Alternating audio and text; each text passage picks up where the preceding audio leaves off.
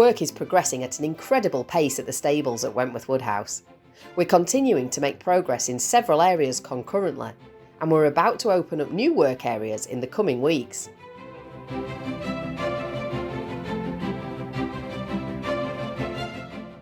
One of the jobs that we're bringing to a close is the drainage works in the main stables courtyard. Although almost all of this work will be hidden from view when completed, what we've done here will help future-proof the stables as new phases of regeneration work come on stream.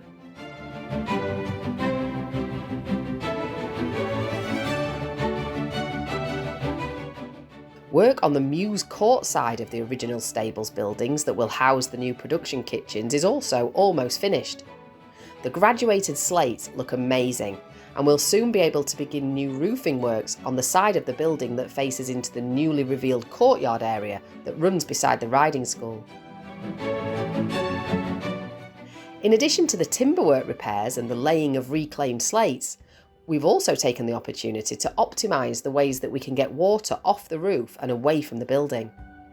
Part of this involves making sure that the valleys where roofs join and the parapet gutters have been effectively recovered, and that the angle of fall is optimised to speed up the rate at which water leaves the roof.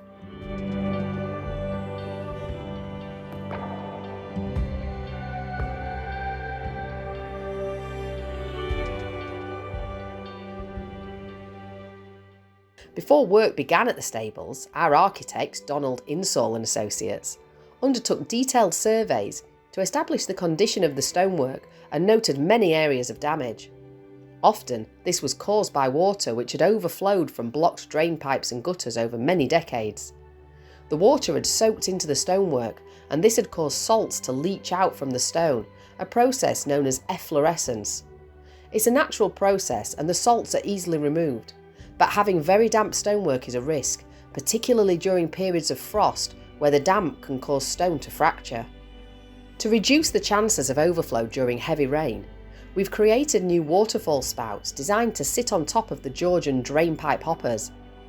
These ensure that if, for some reason, water doesn't flow down the drain pipe, it's carried away from the building by the spout and into the stable's courtyard, rather than running down the walls. The original surveys showed areas of stone that had eroded or were missing. They also included details of areas of pointing which had been replaced by cement in the 20th century. This has all been ground out and is being replaced with lime-based mortars, which allow the building to breathe. More recent surveys include details showing which individual stones have been earmarked for replacement or repair. Each block is given a unique number on the survey plans, and this corresponds to a number that is written onto the replacement piece of stone before it arrives on site. Our stonemasons have made great progress, and the recent relatively mild weather has meant that we've been able to press on with pointing using lime-based mortars. We're really pleased with the results, and the Woodkirk sandstone that we're using to make the replacements is blending in very well with the original stonework. One of the biggest jobs that we've completed in the last few weeks was the installation of a new first floor level on the south range of the stables courtyard. The ground floor will form part of the production kitchen and was originally used for stabling horses. We're not quite sure what the first floor level was used for in the 18th century, but it's possible that it was a hayloft. To get the head height that we need to make the first floor level a usable space, we've lowered the floor level slightly. This area will be used as a plant room and will be filled with equipment providing heating and ventilation to the kitchens below. The new floor is reinforced to take the weight of the equipment that it will contain when completed. The first floor level contains several areas where the original lime plaster wall coverings have survived. We want to retain these, so we covered the walls with protective sheeting before laying the new cement floor. The cement arrived in mixers into the main stables courtyard, and from there it was pumped up to the first floor level.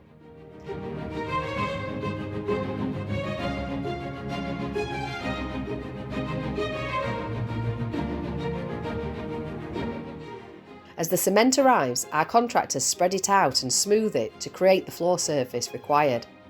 During the course of a single day, the entire floor area was covered and left to dry before further works at this level can be carried out.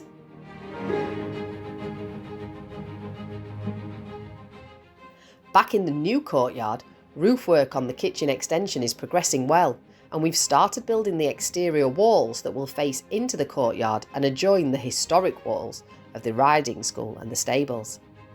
The stone used for the extension is called Scotch Buff and comes from Cumbria.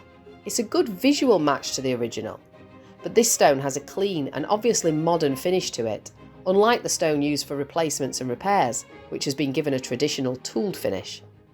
When the extension is completed, it'll be very clear what is original stone and what is new. We've also begun work laying the timber joists that will support the first floor level in the extension. We plan to install toilets and storerooms up here, and these will be accessed via a corridor which will feature the exposed stone arches that the new extension roof hides from view from the courtyard outside. There's so much incredible work going on, and we're getting to the point where the new interiors will begin to take on a recognisable shape. Make sure that you don't miss an update by subscribing to our channel, and please leave us a comment in the section below.